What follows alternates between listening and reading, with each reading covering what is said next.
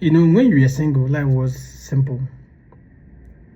You have enough to eat, enough to rest, and enough to smile once in a while.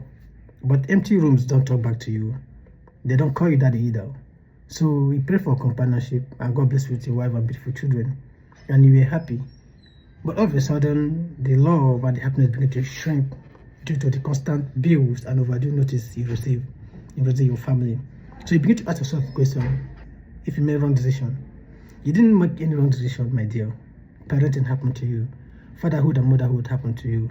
You wish that love alone can pay bills, but it doesn't. So we have to keep pushing. Say, Dad, I want you to understand you are not alone in this. This is the condition of so many men out there and so many women out there with families. I pray you keep pushing. Keep working hard for your family. Keep doing the right thing, and posterity will judge you fairly. This is Take Note That Fatherhood Stories, Parenting, and that's live. Subscribe, watch, and support us. Ciao, ciao.